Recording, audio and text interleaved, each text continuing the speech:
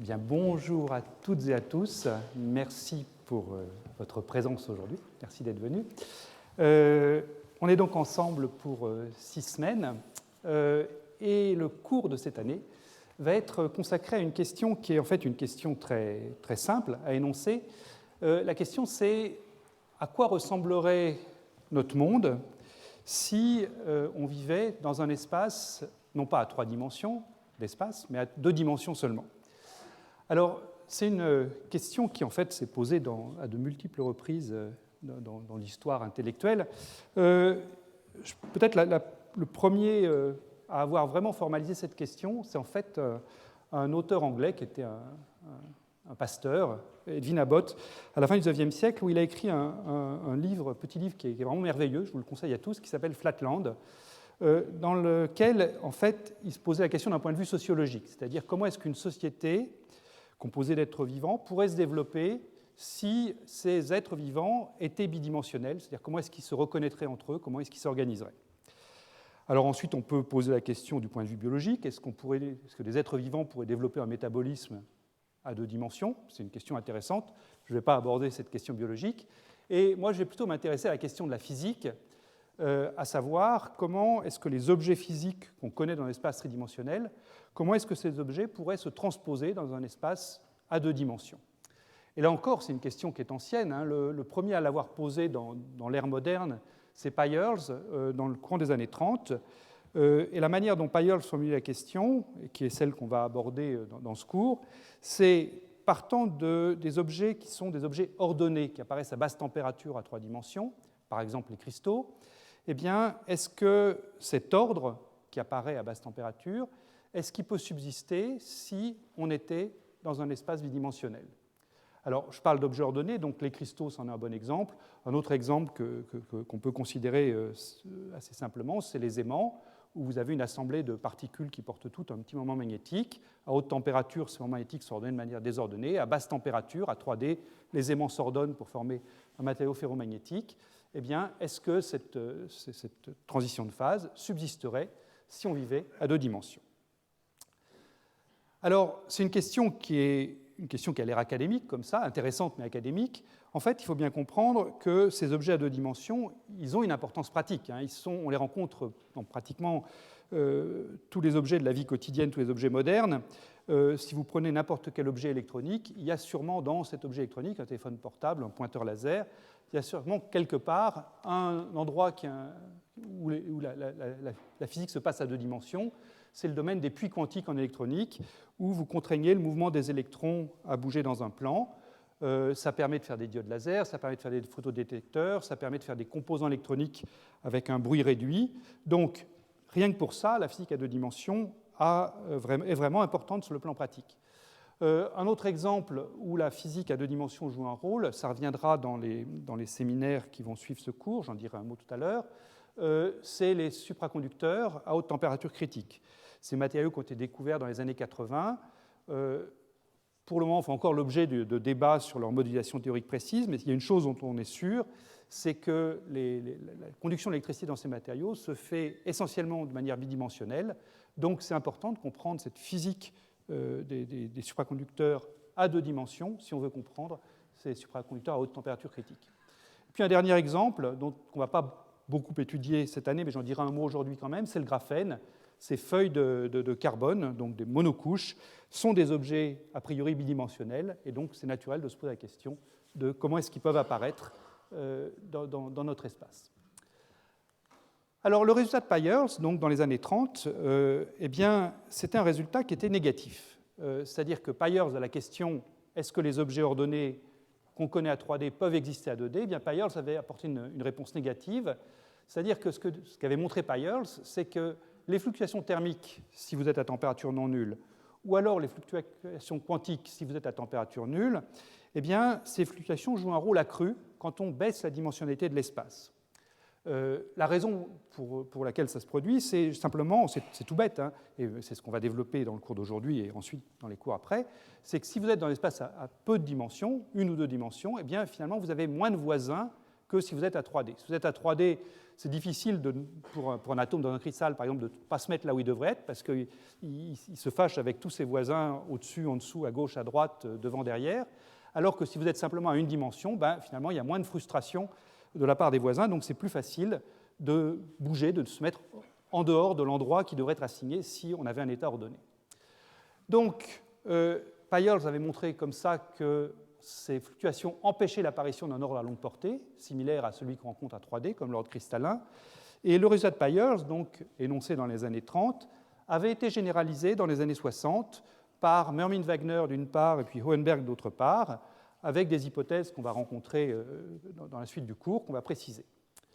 Donc, on restait à la fin des années 60 sur un résultat finalement négatif, qui était passer de 3D à 2D ou à 1D, eh bien finalement ça fait perdre des choses intéressantes, c'est-à-dire que ça fait perdre les transitions de phase auxquelles on est habitué.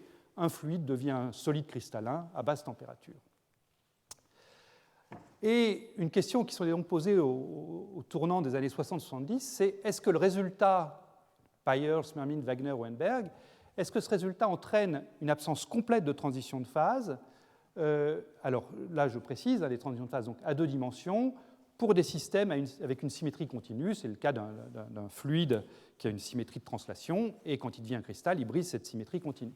Donc la question à la fin des années 60, c'était est-ce que le résultat énoncé par les gens que j'ai mentionnés entraîne l'absence complète de transition de phase? Et la réponse, qui est une réponse surprenante, a été apportée au début des années 70 par Kostolis et Thouless dans un article célèbre qui s'intitulait donc Ordering, Metastability and Phase Transition in Two-Dimensional Systems. Et ce qui m'a motivé en particulier pour faire ce cours cette année, eh bien, c'est que le travail de Kostolis et Thouless, qui date donc du début des années 70, a été récompensé il y a quelques mois par le prix Nobel de physique.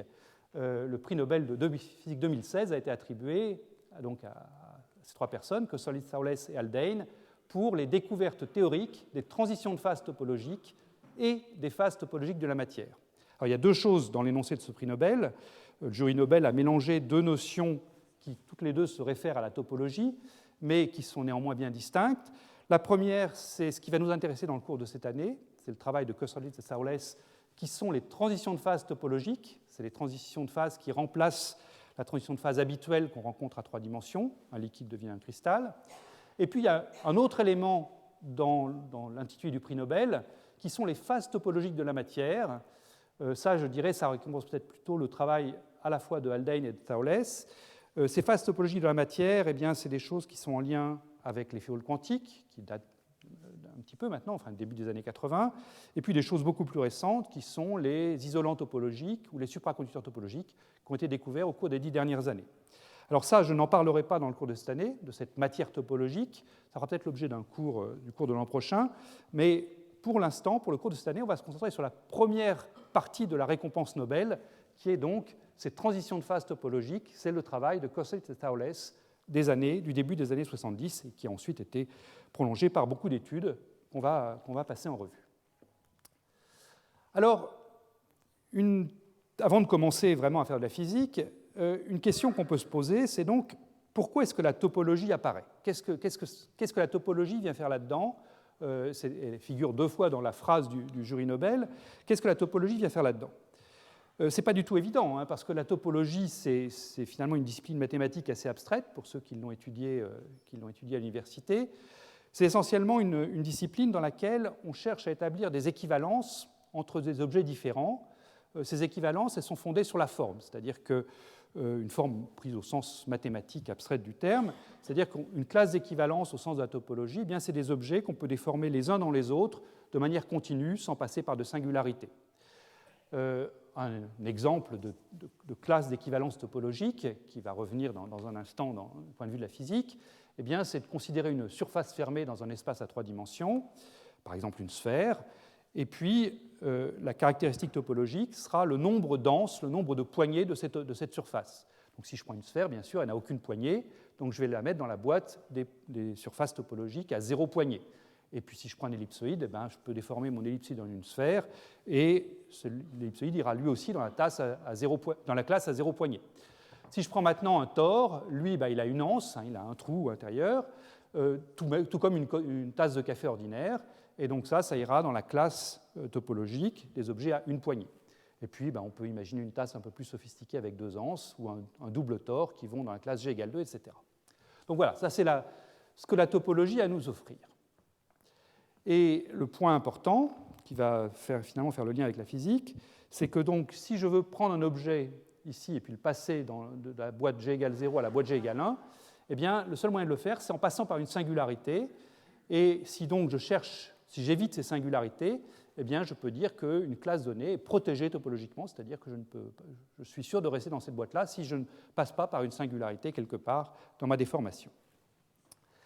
Alors, avant de parler du lien entre topologie et physique, je voudrais donner un intermédiaire qui est le lien entre topologie et géométrie. Ce lien entre topologie et géométrie, c'est quelque chose qui est connu depuis le milieu du XIXe siècle. C'est ce qu'on appelle le théorème de Gauss-Bonnet. C'est un théorème qui est, moi je le trouve absolument merveilleux, ce théorème, parce qu'il relie 2 choses qui a priori n'ont rien à voir, et il les relie de manière vraiment très simple. Alors c'est quoi ce théorème de Gauss-Bonnet? C'est la chose suivante. C'est vous prenez une surface fermée, vous la supposez régulière et puis orientable pour qu'elle vérifie toutes les hypothèses du théorème. En tout point de cette surface, vous pouvez définir la courbure de cette surface. Alors la courbure de cette surface, je ne vais pas rentrer dans la définition précise de la courbure, mais vous l'avez probablement vu dans des cours de mathématiques. Disons que c'est relié au rayon de courbure, rayon avec un S, au rayon de courbure locaux de la surface. Si vous prenez une sphère, là c'est très simple, la courbure simplement 1 sur R carré, où R est le rayon de la sphère. Je peux définir comme ça, en tout point d'une surface donnée, un tore, un double tore comme ça, je peux définir la courbure locale, qui va donc être une fonction grand oméga de petit r, le point de la surface. Eh bien, le théorème de Gauss-Bonnet nous dit la chose suivante. Si vous prenez l'intégrale de cette courbure sur toute la surface fermée, qui est régulière et orientable, eh bien, cette intégrale de la courbure est quantifiée. C'est-à-dire qu'il va falloir toujours un nombre entier au facteur 1 sur 4pi près. C'est-à-dire que vous prenez l'intégrale de la courbure, vous la divisez par 4pi, eh bien, vous obtenez toujours un nombre entier. Et ce nombre entier a un lien direct avec les caractéristiques topologiques que j'énonçais avant, c'est-à-dire que ce nombre entier est simplement 1 moins g, où g est le nombre de poignées de l'objet. Donc ça, c'est un lien fort entre la topologie qui est à droite, compter le nombre de poignées, et puis la géométrie qui est à gauche, la géométrie différentielle, qui consiste à prendre une fonction oméga de r, qui est une fonction continue dans l'espace, et à l'intégrer sur une surface fermée. Alors, ici, j'ai donné un exemple. C'est une figure que j'ai tirée de la page web du Scientific American. Vous voyez ici, on déforme donc de manière continue, sans mettre de singularité, une tasse en un tore. Eh bien, en tout point de cette tasse, vous pouvez définir une courbure. Alors, la courbure, elle sera nulle sur les parois rectilignes ici, et puis elle sera importante sur les bords. Vous prenez l'intégrale, vous trouvez un nombre entier, qui va en l'occurrence être 0, parce que c'est un objet de genre g égale 1. Donc, vous trouverez 0 quand vous prenez l'intégrale de la courbure. Et pendant toute cette évolution-là, jusqu'à aboutir à un tore bien régulier, eh bien, vous allez toujours trouver 0. Certes, la courbure en tous les points variera, mais son intégrale sera quantifiée, restera constante. Alors ça, une fois qu'on a vu ça, eh bien, on se dit que ça peut tout de suite avoir des applications en physique. C'est-à-dire que si vous avez une quantité physique qui peut s'exprimer comme l'intégrale d'une courbure sur une surface ou une ligne fermée que j'appelle grand lambda ici. Si ma quantité physique peut s'écrire donc comme l'intégrale d'une fonction oméga de lambda sur cette surface fermée, eh bien, je sais que cette quantité physique sera protégée topologiquement, tout comme l'était le nombre de poignées de mon objet. Tant que je ne ferai pas de déformation violente, où j'aurai des singularités qui apparaîtront, eh bien, cette quantité restera constante. Alors ça, c'est précisément ce qui se produit dans l'effet Hall quantique, par exemple. Dans l'effet Hall quantique, vous prenez l'intégrale d'une courbure, c'est ce qu'on appelle la courbure de Berry, introduite par Michael Berry. Vous la prenez sur une surface fermée, parce que vous la prenez sur la zone de Brillouin d'un cristal. La zone de Brillouin d'un cristal a la structure d'une surface fermée, à cause des conditions limites périodiques à l'intérieur de cette structure. Et donc la conductivité de l'effet Hall quantique peut s'exprimer exactement comme s'exprimait le nombre de poignées de ma tasse de café. C'est donc une quantité qui va être robuste topologiquement. C'est-à-dire que si je mets de la perturbation, si je mets du désordre, eh bien, cette conductivité restera la même, indépendamment du fait que j'ai mis une perturbation du désordre. Alors c'est important pour l'aspect conceptuel, c'est agréable de sortir comme ça des choses qui sont quantifiées, non pas une quantification comme la trajectoire des électrons à l'intérieur d'un atome, mais une quantification à une échelle beaucoup plus macroscopique.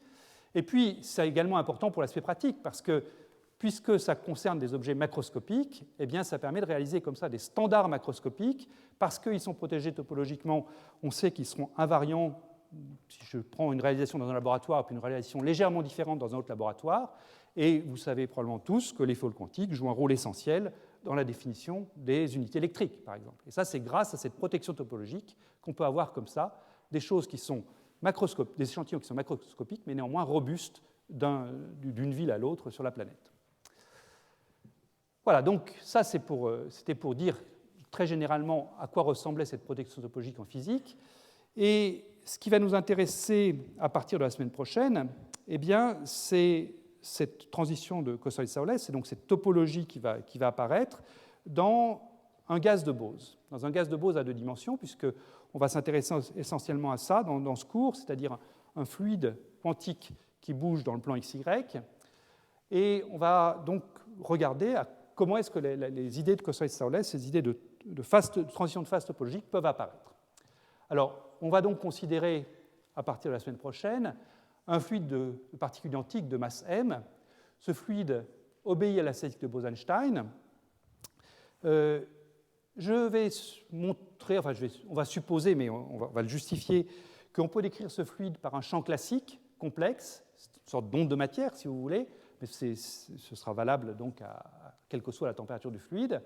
On va donc le décrire par un champ complexe, psi de R, où R est donc les 2 variables x, y, égale la racine de la densité du fluide, racine de ρ de R, fois un facteur de phase et puissance iθ de R. Et cette fonction psi de R est monovaluée, c'est-à-dire qu'en un point R donné de l'espace, eh bien ce champ d'onde de matière prend une valeur et une seule. Donc le puissance iθ doit être monovalué, ce qui veut dire que la phase θ de R est définie modulo 2π en n'importe quel point de l'espace, pourvu évidemment que la densité soit non nulle. Si jamais la densité ρ de R est nulle, ben, la phase n'est pas définie. Mais si je me place en un point où la densité est non nulle, à ce moment-là, la phase est définie modulo 2π.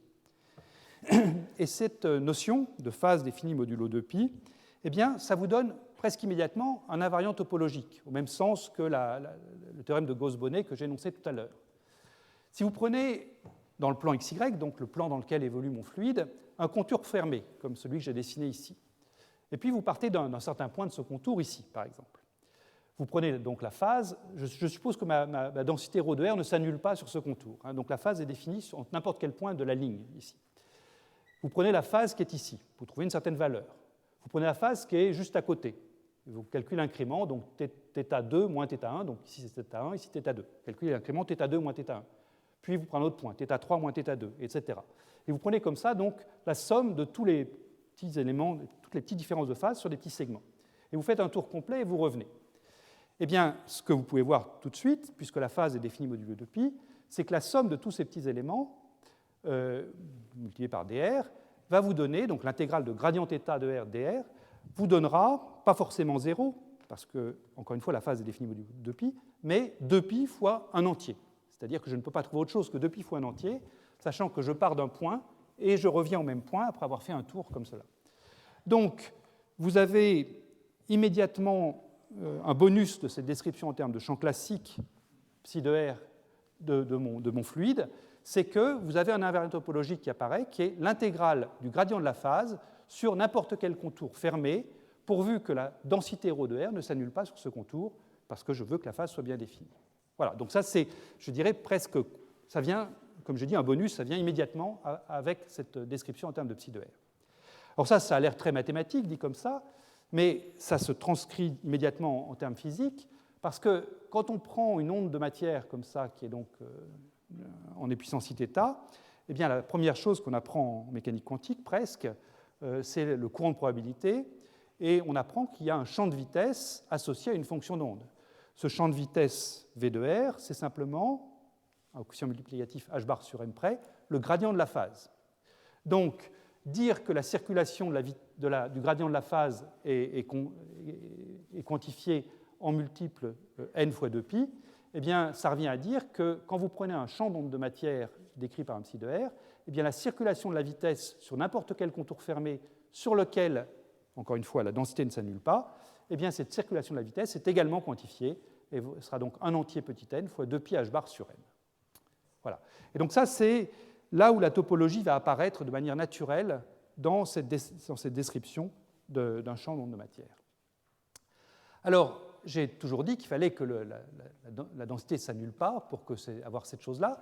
Comment est-ce que je fais pour trouver un n non nul ici, hein? Eh bien, supposons que j'ai précisément un point où la densité s'annule. Supposons que la densité s'annule en x égale y égale 0. Et la manière dont je vais l'annuler, ma densité, c'est en mettant en x égale y égale 0 un x plus y ou un x moins y fois une fonction qui, elle, ne s'annule pas de x2 plus y2, donc du module carré du champ.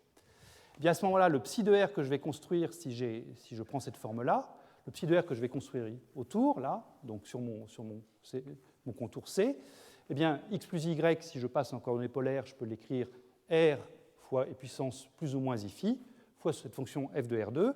Et ce que vous voyez immédiatement, c'est que si vous prenez un psi de R qui est comme ça, et si vous regardez le gradient de la phase, l'intégrale du gradient de la phase que je vais avoir en tournant autour du point O, eh bien, selon que je prends le signe plus ou le signe moins ici, eh bien, j'accumulerai une phase qui vaudra plus de pi ou moins de pi. Donc voilà un moyen de créer des intégrales sur ces contours qui sont non nulles, simplement en mettant un zéro du champ, un zéro simple, c'est-à-dire un zéro sur lequel le champ s'annule de cette manière-là, en x plus y ou en x moins y. Et ça, eh bien, ces structures-là, c'est ce qu'on appelle des vortex quantiques ou des tourbillons quantiques. Ce seront les objets élémentaires qu'on va introduire dans notre théorie à la Kosterlitz Thouless. Alors, ces vortex, j'insiste, au même titre que l'anse de ma tasse, ce sont des objets qui sont protégés topologiquement. C'est-à-dire que si je prends un champ de psi de R, donc, avec un vortex ici en 0, donc un point où la densité s'annule et autour duquel la phase tourne de 2π quand je fais le tour, donc là j'ai pris x plus y, eh bien cet objet-là, ici, ce champ représenté, enfin j'ai représenté le module du champ en fonction de x, y, il n'est pas topologiquement équivalent au même champ, mais dans lequel j'ai enlevé le vortex. C'est-à-dire que je ne peux pas, par une déformation continue non singulière de ce champ-ci, faire apparaître le vortex. En particulier, si je m'intéresse au lien entre ce champ-là, un petit peu chahuté, et puis le champ que j'obtiendrais si j'avais quelque chose de parfaitement ordonné, c'est-à-dire un champ uniforme, un psi de R égale 1 dans tout l'espace, eh bien, je peux, par une simple déformation topologique, passer de là à là. Vous pouvez voir ça finalement comme une chemise un peu froissée. Et puis la question, c'est est-ce que quand vous avez une chemise froissée, vous pouvez la rendre bien lisse? Eh bien oui, vous pouvez, avec votre fer à passer de là à là de manière continue. Donc on peut dire que ces deux objets-là, certes, ne sont pas rigoureusement les mêmes, mais ils sont topologiquement équivalents. Je peux éliminer les fluctuations de ce champ ici pour passer au champ complètement nul. Alors que quand j'ai un vortex avec cet enroulement de phase de 2π ou de moins 2π autour, eh bien ça, je ne peux pas l'enlever. En d'autres termes, si vous avez une chemise qui est froissée, mais qui a également un nœud sur une manche, avec votre fer à passer, vous avez beau repasser le nœud, il ne va pas se défaire. Donc là, vous pouvez voir que vous pouvez considérer que le vortex, c'est comme le nœud sur une manche. Il faut faire une manipulation beaucoup plus violente pour l'éliminer que simplement un repassage qui élimine ces fluctuations douces. Et la transition de Kosterlitz-Thouless, donc qu'on va étudier abondamment dans les cours qui vont venir, eh bien, c'est précisément ça. Cette transition consiste à regarder ce qui se passe, ce qui arrive à ces petits défauts topologiques que sont les vortex dans un champ à deux dimensions. Alors, cette transition de Kosterlitz-Thouless, donc elle a été proposée par Kosterlitz-Thouless en 1973. Il y a eu des travaux précurseurs de Berezinski, un physicien soviétique, 2 ans avant. Berezinski n'avait pas compris tout ce qu'ont compris Kosterlitz-Thouless, mais néanmoins il avait déjà une intuition de beaucoup de choses. Donc Berezinski est mort prématurément, il est mort en 1980, donc il n'a pas eu le prix Nobel en particulier l'an dernier. Mais traditionnellement, on associe les trois noms, et donc je parlerai dans tout ce cours de mécanisme BKT pour Berezinski, Kosterlitz-Thouless. Voilà. Et donc cette transition BKT, eh bien, elle fait précisément intervenir ces petites briques élémentaires qui sont les défauts topologiques. En l'occurrence, pour mon champ d'onde de matière, les vortex. Alors ces vortex sont toujours présents dès que la température est non nulle, mais à basse température, leur seule manière d'être présents, c'est sous forme appariée. C'est-à-dire que à chaque fois que vous allez trouver un vortex que j'ai dessiné en rouge, qui est un vortex avec un enroulement de phase de plus 2π, eh bien, vous avez dans un voisinage immédiat un vortex avec un enroulement de phase de moins 2π. Ce qui veut dire que si vous regardez votre champ d'onde de matière avec une résolution qui n'est pas trop bonne, une sorte de moyenne à gros grains, si vous voulez, eh bien, en fait, ces choses-là, vous n'allez pas les voir. C'est-à-dire que vous pouvez les ignorer.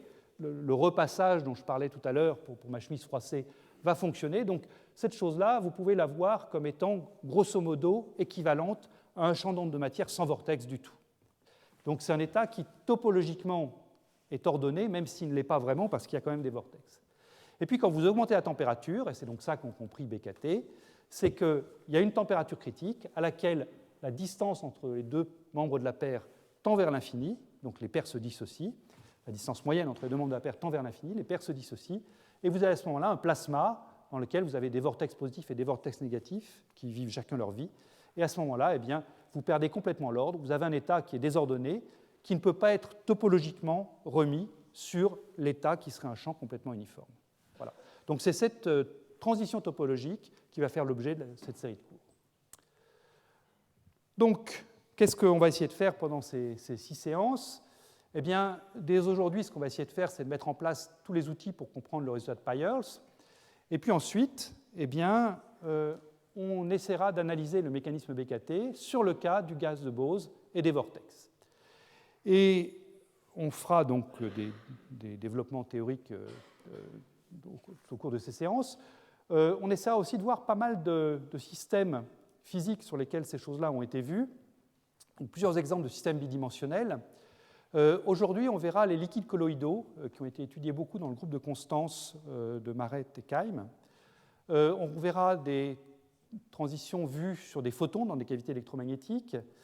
On verra des expériences faites sur des films d'hélium liquide, sur des gaz atomiques, des bosons ou des fermions, et également sur ces particules qui sont des particules hybrides lumière-matière, qui sont les polaritons de cavité. Voilà. Donc vous verrez un panorama assez vaste donc, de systèmes physiques sur lesquels on a pu voir ces transitions. Alors, comme chaque année, il y a des documents qui sont mis en ligne, qui sont à la fois les notes de cours, celles que j'ai distribuées, enfin, que vous avez probablement prises à l'entrée. Également, toutes les copies des diapositives qui sont montrées sont disponibles en ligne, donc c'est sur ma page web qui est ici.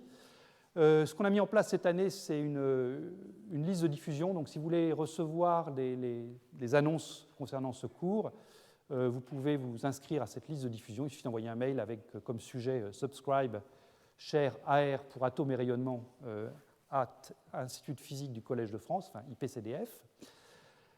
Et puis, comme évidemment chaque année, le plus important, ce sont les séminaires, au moins aussi important que le cours. Et donc voilà la liste des séminaires qu'on va avoir cette année. Il y aura donc 6 séminaires associés à chacun des cours. Ces séminaires auront deux rôles selon les cas. Ça pourrait être des choses qui illustrent directement le mécanisme de Kosterlitz-Thouless. Ce sera le cas pour le cours du séminaire fait par Thierry Giamarchi, par exemple, qui s'intéressera aux supraconducteurs. Ce sera le cas en partie du séminaire de Tillman Pfau, qui s'intéressera aux gaz dipolaires. Ce sera le cas du séminaire d'Isabelle Bouchoul, qui parlera de physique à une dimension. Je vais surtout parler de physique à 2D, mais Isabelle parlera de physique à 1D. Et puis on aura des séminaires qui seront plus généraux, donc axés sur des concepts généraux de physique quantique et légèrement au-delà. Et en particulier, dès aujourd'hui, on aura le plaisir d'entendre Yves Couder qui nous parlera d'une dualité onde-particule à échelle macroscopique, le rôle d'une mémoire. Voilà.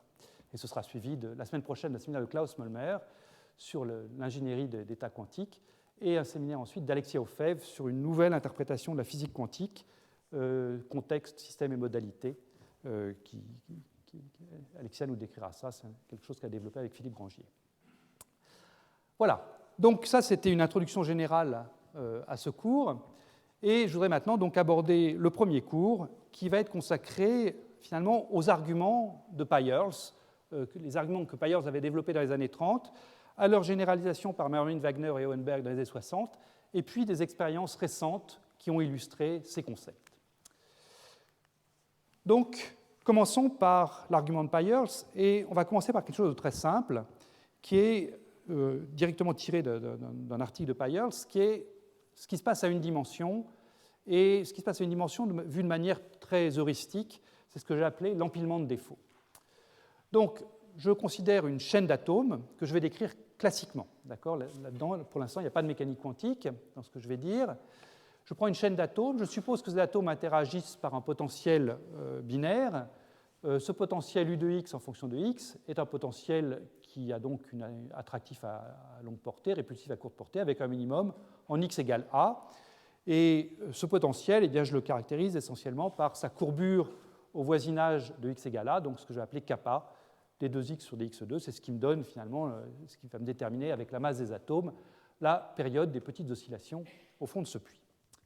Donc si je me mets à température nulle, eh bien, l'état du système, encore une fois, je suis en physique classique, là, il n'y a pas de fluctuation quantique, donc à température nulle, l'état du système, c'est de mettre un atome tous les A, c'est une rangée de perles parfaitement alignées, comme ça, donc j'ai 0, A, 2A, un atome comme ça. Maintenant, supposons que la température soit non nulle. À ce moment-là, si pour fixer les idées, je mets l'atome 0, l'atome J égale 0 en x0 ici, et si je me demande où est-ce que je peux trouver l'atome 1, donc l'atome qui serait normalement en x égale A s'il n'y avait pas de fluctuation thermique, eh bien la position de l'atome 1, x1, ce sera la position de l'atome 0 plus A, plus une petite fluctuation, que je vais noter delta 1. Et si donc je linéarise ou je quadratise ce potentiel au voisinage de son équilibre, et puis si j'applique le théorème d'équipartition, eh bien ce que je peux dire, c'est que la valeur moyenne de delta 1 sera nulle et que la variance de delta 1 sera proportionnelle à la température, kT, et puis inversement proportionnelle à la raideur, kappa du potentiel, ici, au voisinage de la position d'équilibre. Alors j'ai mis un à peu près égal ici, parce que là je me contente d'empiler les défauts, comme je dis, c'est-à-dire je pars de l'atome 0, puis je regarde ce qui arrive à l'atome 1 vis-à-vis de l'atome 0. En fait, l'atome 1 il est aussi concerné par ce qui se passe sur l'atome 2, et aussi l'atome 2 est lui-même concerné par ce qui se passe sur l'atome 3, mais ça je le regarderai après. Pour l'instant, je fais un raisonnement vraiment très simple, donc le raisonnement plus rigoureux sera fait dans quelques minutes. Donc, mettons-le comme ça, et donc je dis delta 1 carré est sûrement proportionnel à la température et inversement proportionnel à la kappa. x2, de la même façon, je l'écris x1, je le repère par rapport à l'atome x1, plus A, plus delta 2, et puis l'atome xj sera xj-1, plus A, plus delta j, et toutes les variances des delta j carrés sont toutes les mêmes en kT au numérateur et divisé par la raideur. Donc si maintenant je regarde où est l'atome j par rapport à l'atome 0, eh bien, il est en x0 plus JA, ça c'est ce qu'il devrait avoir à température nulle, plus un grand delta J, et le grand delta J, c'est simplement empiler tous les défauts que j'ai accumulés ici, delta 1, delta 2, delta J, et j'ai donc une somme de variables aléatoires qui sont a priori indépendantes, donc j'additionne les variances, et je trouve donc que delta J carré, c'est simplement kBt sur kappa fois petit j. Et une fois que j'ai ça, eh bien, je comprends tout de suite pourquoi un cristal ne peut pas exister à température non nulle, puisque dès que je vais prendre un J assez grand, en particulier dès que je vais prendre delta J carré qui va être supérieur à A carré, donc dès que ma variance totale va être supérieure à le carré de la période du cristal que j'attends, en d'autres termes, une fois que j'ai écrit ça, dès que J est supérieur à kappa A carré sur kT, eh bien, je ne saurai absolument pas où se trouve l'atome J, même si je sais parfaitement où se trouve l'atome 0. C'est-à-dire que la position de l'atome J sera complètement indéterminée à l'échelle de la maille cristalline. Donc j'aurais perdu toute information de l'ordre que je pouvais attendre à température nulle. Eh bien, à température nulle, cet ordre aura disparu, c'est-à-dire que je ne saurais pas du tout où se trouve l'atome J, même si je sais parfaitement où se trouve l'atome 0. Donc cette croissance linéaire des variances, là, eh bien, c'est le signe d'une perte rapide de l'ordre. C'était ça l'argument essentiel de Payers. Alors, ça, c'est quand même un argument très, très heuristique, d'empiler des défauts comme ça. Et puis en particulier, on sent bien que ça va être difficile de le généraliser à 2 dimensions, voire à 3 dimensions, puisque là, je me suis contenté de regarder l'atome de gauche. Pour l'atome J, je regardais l'atome J-1. Bon, ça allait bien à 1D, mais si maintenant vous voulez faire ça à 2D ou à 3D, ça ne va pas être possible. Donc, on va maintenant passer à quelque chose d'un tout petit peu plus sophistiqué comme résolution du problème, qui, cette résolution, elle se généralisera naturellement à 2D et 3D. Donc, c'est ce qu'on appelle le cristal harmonique. Vous le trouverez dans beaucoup de livres de physique des solides. Donc, je vais vous donner les grandes lignes sans faire tous les calculs en détail. Ils sont faits d'ailleurs dans les notes, si vous voulez vraiment les refaire. Donc, je prends un cristal contenant n atomes. Je prends des conditions limites périodiques. Ça rend les calculs beaucoup plus simples. Donc, j'ai un atome 1, un atome 2, un atome 3, jusqu'à un atome n que j'identifie avec l'atome 0. Ça revient finalement à mettre mes atomes sur un cercle. Et puis, à température nulle, j'attends donc un arrangement régulier comme ça. Et à température non nulle, eh bien, je vais appeler petit u1 le déplacement de l'atome 1 par rapport à sa position d'équilibre, u2 le déplacement de l'atome 2, u3 le déplacement de l'atome 3, etc. Et l'énergie du système, eh bien, c'est donc, comme toujours, la somme de l'énergie cinétique et de l'énergie potentielle. L'énergie cinétique, c'est la somme des UI points carrés, avec un demi de m devant. Et puis l'énergie potentielle, donc c'est l'énergie liée au potentiel d'interaction, je la quadratise au voisinage de la position d'équilibre. Donc, l'énergie de la paire UJ plus 1, ce sera simplement kappa sur 2, UJ plus 1 moins UJ au carré. Alors, pour écrire ça, ce que j'ai supposé, bien sûr, c'est que j'avais le droit de quadratiser mon potentiel. Donc, j'ai supposé que UJ plus 1 moins UJ était petit devant petit a. C'est ce qui m'autorise à faire le développement limité du potentiel au voisinage de la position d'équilibre. En revanche, j'insiste bien sur le fait que je n'ai pas supposé que le déplacement UJ était petit devant petit a. C'est-à-dire que l'atome J peut être déplacé beaucoup par rapport à ce que serait la position d'équilibre. L'atome J plus 1 aussi, simplement, J et J plus 1 restent voisins l'un de l'autre. C'est-à-dire que localement, j'ai une sorte d'ordre, c'est-à-dire que localement, la distance entre un atome et son voisin est d'ordre petit a, mais en revanche, encore une fois, je n'ai pas d'ordre à longue portée, donc ça veut dire que l'atome J peut être déplacé beaucoup par rapport à ce que serait sa position d'équilibre à température nulle. Alors, ayant cette énergie pour le système, c'est facile d'écrire les équations du mouvement. Vous pouvez utiliser le formalisme lagrangien, hamiltonien, celui que vous préférez. Et les équations du mouvement, donc encore une fois, vous les trouvez dans tous les livres de physique des solides. Elles s'écrivent sous cette forme-là. Petit m, la masse d'un atome, dérivée seconde de Uj égale kappa fois Uj lui-même, ici avec un facteur moins 2, et puis les deux voisins, Uj plus 1 et Uj moins 1. Là, je ne me contente pas d'empiler les défauts, je prends bien en compte l'interaction de l'atome J avec ces deux voisins, celui de gauche et celui de droite. Alors, comment résoudre ces équations du mouvement ? Le plus simple, c'est de passer en point de vue de Fourier.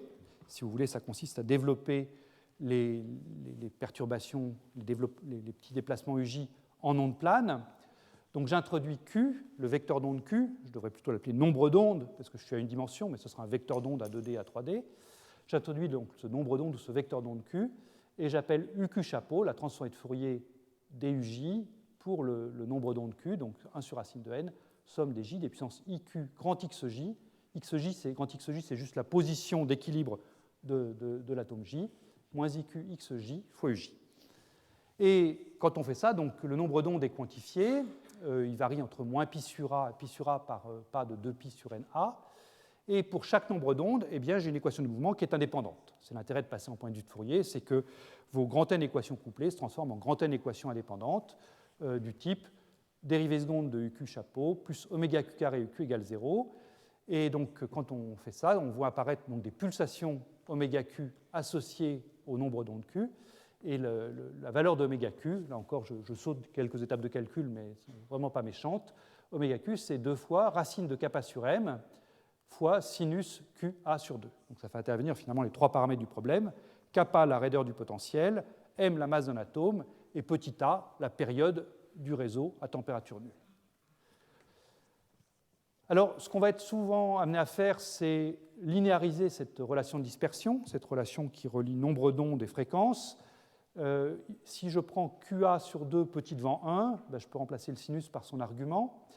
Et à ce moment-là, j'obtiens une relation de dispersion linéaire, oméga Q égale C fois valeur absolue de Q. Une relation de dispersion linéaire, ça correspond à des ondes sonores, des phonons.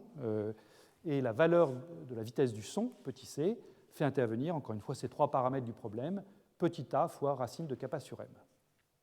Voilà, donc on a su résoudre les équations du mouvement de ce cristal unidimensionnel, pourvu qu'on ait pris des conditions limites périodiques qui simplifient bien les choses. Maintenant, quelle est la thermodynamique de ce problème ? Comment est-ce que je peux retrouver le résultat de Peyerls de manière un petit peu plus précise, un petit peu plus quantitative, avec ce formalisme ? Eh bien, l'idée, ça va être de revenir dans l'espace des positions. Je suis passé dans l'espace de Fourier pour trouver les équations de mouvement. Maintenant, je reviens dans l'espace des positions.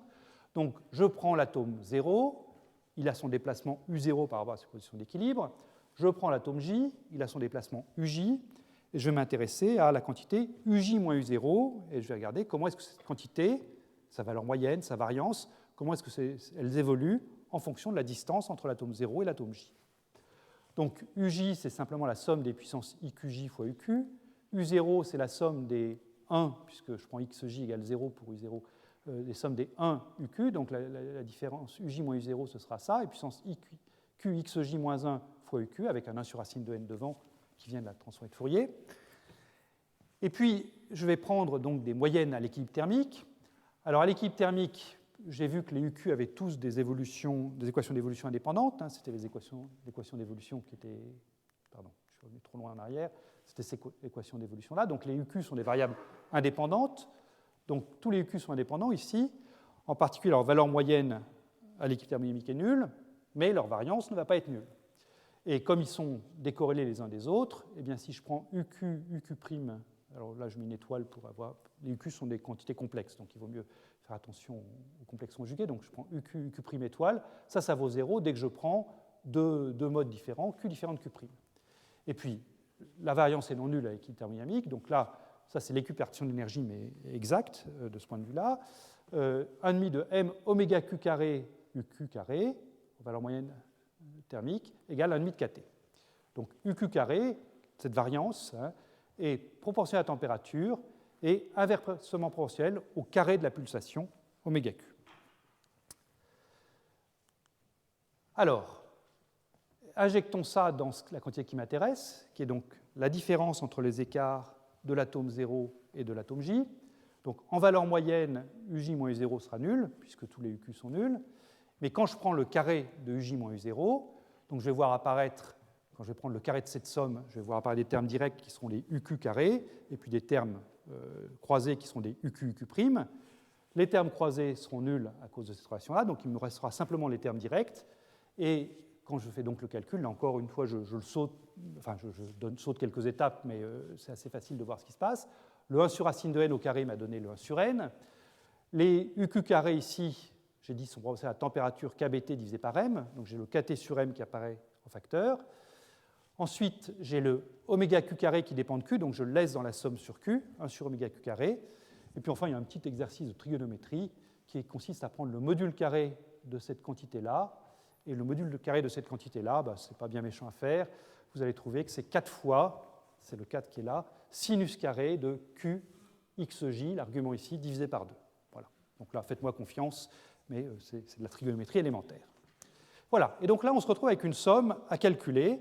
Et quand on aura calculé cette somme, eh bien, on sera capable de dire si l'argument de l'empilement de défaut est correct ou pas, c'est-à-dire si effectivement cette quantité-là diverge linéairement avec petit j, la distance entre l'atome 0 et l'atome j.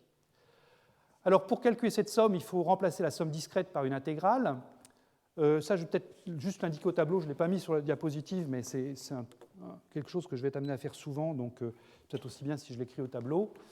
Donc je vous rappelle que les Q sont quantifiés, ils commencent à la valeur moins pi sur A, et puis ensuite j'ai un moins 2pi sur n, pardon, moins 2pi sur na, 0, plus 2pi sur na, comme ça jusqu'à plus pi sur a.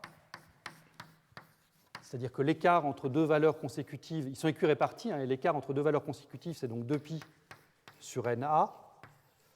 Et donc, quand vous avez à prendre une somme sur Q d'une certaine quantité f de Q, eh bien, on peut passer à une intégrale sur Q, une intégrale sur dQ de cette même quantité f de Q, avec une intégrale qui va donc aller de moins pi sur a à plus pi sur a, et puis un facteur de normalisation qui sera donc l'inverse de l'écart entre deux valeurs de Q, qui sera donc ce NA, bien, sur 2pi. Et on sera amené à faire la même chose à 2 dimensions et à 3 dimensions. Et à ce moment-là, donc, ce que j'aurai à prendre, c'est une somme sur Q qui sera un vecteur d'onde. Donc je serai amené à prendre des f de Q. Et ça donnera, donc, si je suis à 2 dimensions, par exemple, Na sur 2pi au carré fois une intégrale. Alors ce sera une intégrale double cette fois-ci sur dqx, dqy de f de q vecteur. Et cette intégrale, elle porte sur ce qu'on va appeler une zone de Brillouin, c'est-à-dire ce que j'appelle une zone de Brillouin, c'est simplement l'intervalle moins pi sur a fois la même chose, moins pi sur a pi sur a. Donc à chaque fois que j'aurai des sommes discrètes sur Q qui porteront sur des quantités f de Q qui varient doucement, eh bien je remplacerai les sommes discrètes par des intégrales. C'est une technique habituelle qui permet c'est toujours plus simple de calculer des intégrales que des sommes discrètes. Donc, faisons ça. Voilà, je vais baisser un peu la lumière. Voilà, donc je vous redonne la somme discrète qu'on a à calculer ici. je passe à une intégrale sur Q avec le facteur NA sur 2pi qu'on a vu, donc les grands N vont s'éliminer. Et ce qui me reste, c'est donc cette intégrale. Alors, c'est une intégrale paire, donc moins pi sur A, je vais de 0 à pi sur A. Donc, vous retrouvez les mêmes termes qu'avant. Le kBt sur kappa était déjà là. Et puis, vous retrouvez le sinus carré qxj sur 2. Au dénominateur, tout à l'heure, on avait oméga q carré. Là, on va le voir, on va le justifier dans un instant. Ce qui va contribuer à l'intégrale, essentiellement, c'est les petits vecteurs d'onde, les petits nombres d'ondes à une dimension. Donc j'ai le droit de linéariser la relation de dispersion, donc de remplacer le oméga q, la pulsation, par c, la vitesse du son, fois q. Donc là, comme j'avais oméga q carré, j'ai un q2 au dénominateur, fois l'intégrale dq. Donc retenez bien cette forme parce qu'elle va revenir identique à 2D et à 3D. C'est ce sinus carré qxj sur 2 divisé par q2 dq, fois quelque chose qui est proportionnel à la température. Alors comment calculer cette intégrale-là ? Alors, on peut la calculer exactement à 1D, mais comme le calcul exact n'est pas transposable à 2D et 3D, je ne vais pas la calculer exactement. Je vais plutôt prendre une méthode qui va être généralisable à 2D et 3D, qui consiste à couper l'intégrale en morceaux et à évaluer chacun des morceaux de manière approchée. Premier morceau, c'est le morceau qui est composé de grands nombres d'ondes. Qu'est-ce que c'est un grand nombre d'ondes ? Eh bien, vous voyez qu'il y a une échelle naturelle pour les nombres d'ondes qui apparaît ici, puisque l'argument c'est qxj sur 2. Donc l'échelle naturelle, c'est pi sur xj. Selon que mon nombre d'ondes q est plus grand que pi sur xj ou plus petit que pi sur xj, il ne va pas arriver à la même chose, ce sinus carré. Donc un grand nombre d'ondes, c'est un q qui est plus grand que pi sur xj, ce qui veut dire, si vous voulez en termes de longueur d'onde, c'est des grands nombres d'ondes veut dire petite longueur d'onde, et ça veut dire que mon phonon fait beaucoup d'oscillations entre l'atome 0 et l'atome j. Donc je suis dans cette situation-là. Et quand je traite ces nombres d'ondes-là, donc à partir de l'intégrale à grand nombre d'ondes, eh bien, le sinus fait beaucoup d'oscillations, donc je peux remplacer le sinus carré par 1,5 là-dedans. Donc c'est ce qu'on va faire, on va remplacer le sinus carré par 1,5 pour cette partie-là. L'autre partie, c'est la partie des petits nombres d'ondes, c'est donc les Q qui sont plus petits que pi sur xj, donc si je vous en ai donné un exemple, c'est un phonon qui a à peine la place de faire une oscillation entre 0 et j, je peux aller comme ça vers des choses qui seront quasi plates entre 0 et j. Et là, à ce moment-là, je ne peux évidemment pas remplacer le sinus par 1,5, le sinus carré par 1,5, mais en revanche, comme l'argument du sinus, lui, finalement est petit devant 1, ou en tout cas plus petit que 1, eh bien là, je peux remplacer le sinus par son argument, ou le sinus carré par son argument. Donc, sinus carré qxj sur 2, je vais le remplacer par qxj sur 2 au carré. Donc, je vais faire apparaître un q carré au numérateur, qui va s'éliminer avec le q carré du dénominateur, bien sûr. C'est ça le but, c'est essayer d'éliminer une divergence potentielle en q égale 0 ici. Donc faisons ça. Prenons ces deux membres-là. D'abord les modes de grand nombre d'ondes, et puis ensuite les modes de petit nombre d'ondes. Alors, les grands nombres d'ondes, je vous ai dit, je remplace le sinus carré par 1,5, donc j'avais du sinus carré sur Q2, donc maintenant je me retrouve à 1 sur 2 Q2 dQ. Et cette intégrale, eh bien, je dois donc la prendre entre pi sur xj, qui est la valeur inférieure de ce domaine de grand nombre d'ondes, jusqu'à pi sur a. Alors l'intégrale de dq sur q2, c'est 1 sur q. Je prends donc 1 sur q en pi sur a moins 1 sur q en pi sur xj. Donc c'est la borne inférieure qui va contribuer le plus. Et je me récupère quelque chose qui va donc être en kBt sur kappa a fois grand xj. Ça, c'est la contribution donc, de la borne inférieure. Ce que je vois tout de suite, c'est que dans cette intégrale, finalement, sur la partie grand nombre d'ondes, eh bien, ce qui contribue, c'est la partie inférieure de cette zone de grand nombre d'ondes. C'est les modes qui font juste une oscillation entre l'atome 0 et l'atome j. Les petits nombres d'ondes, comme j'ai dit, je remplace le sinus carré par son argument. Donc je vois ce qxj carré sur 2 apparaître. Les q2 s'éliminent. Et donc j'ai simplement une intégrale de dq entre 0 et pi sur xj fois xj carré. Donc je récupère là encore quelque chose qui est linéaire en une xj. Donc finalement, les deux contributions de l'intégrale sont similaires. Il peut y avoir des coefficients numériques devant, mais elles varient du même ordre, elles ont les mêmes lois d'échelle. Et ce que je retrouve, eh bien, c'est le même résultat que ce qu'on avait trouvé avec l'empilement de défaut. C'est-à-dire que c'est quelque chose qui me dit que la variance uj moins u0, la variance entre l'écart à l'équilibre de l'atome 0 et l'écart à l'équilibre de l'atome j, eh bien, cette variance croît linéairement avec la distance entre l'atome 0 et l'atome j, c'est-à-dire croît linéairement avec grand xj, et par ailleurs, c'est proportionnel à la température. Donc c'est le même résultat que celui qu'on avait trouvé via la méthode de Pyers. Et le bonus de cette approche ici, c'est de voir que les modes qui sont essentiellement responsables de cette perte d'ordre à longue portée, eh bien, c'est les modes dont le nombre d'ondes vaut précisément pi sur xj, c'est les modes qui font environ une arche d'oscillation entre les deux atomes que j'ai considérés. Bien. On a donc résolu le problème à une dimension. À une dimension, perte de l'ordre à longue portée, perte violente, puisqu'on a ces divergences linéaires des variances avec la distance. Qu'en est-il à 2D et 3D? Alors, à 2D et 3D, eh bien, on va pouvoir transposer presque sans modification ce que je viens de faire à une dimension. C'est-à-dire que, prenons le cas 2D, supposons que je parte d'un réseau carré. Vous verrez que les réseaux sont plutôt triangulaires à 2D, mais bon, la géométrie serait la même, c'est juste plus simple d'avoir un réseau carré, parce que les coordonnées cartésiennes ont quand même des gros avantages. Les réseaux triangulaires, on se traîne toujours des cosinus de pi sur 3 et des sinus de pi sur 3 qui ne sont pas agréables. Donc prenons un réseau carré pour simplifier la notation. Je prends un atome de référence 0, j'appelle U0 son écart à la position d'équilibre. Je prends un autre atome J, qui est donc cette fois-ci repéré par ces coordonnées Jx et Jy, donc ce que j'appelle J, c'est le couple Jx-Jy. Je prends son écart à l'équilibre J, et je vais m'intéresser donc à la variance de U0 moins Uj, exactement de la même façon que je l'ai fait à une dimension. Alors, tout comme on l'a fait à 1D, le plus simple, c'est de passer par la recherche des modes propres, qui vont donc être caractérisés par des vecteurs d'onde, Q, le couple Qx, Qy. Si on veut faire les choses vraiment soigneusement, c'est un petit peu plus compliqué qu'à 1D, parce que les phonons à 2D ou à 3D peuvent avoir deux natures différentes. Quand je prends un phonon qui se déplace dans une certaine direction, eh bien, il peut correspondre à une vibration des atomes le long de cette direction, ce qu'on appelle une vibration longitudinale, ou au contraire, les atomes peuvent vibrer dans le plan perpendiculaire, si je suis à 3D, dans le plan perpendiculaire à la direction Q que je me suis fixé. C'est des vibrations transverses. Et a priori, on n'a pas la même relation de dispersion pour les phonons longitudinaux et les phonons transverses, donc c'est un petit peu plus compliqué parce qu'il faut introduire deux pulsations oméga Q. Bon, ici, ce qui m'intéresse, ce sont des ordres de grandeur. Je vais faire comme s'il n'y avait qu'une seule pulsation oméga Q pour les deux types de vibrations, longitudinaux et transverses, même si, en toute rigueur, il faudrait revenir à une relation de dispersion plus précise si on voulait vraiment regarder de manière quantitative comment ça se passe dans un cristal donné. Donc là, je vais me contenter de lois d'échelle sans différencier les phonons longitudinaux, les phonons transverses.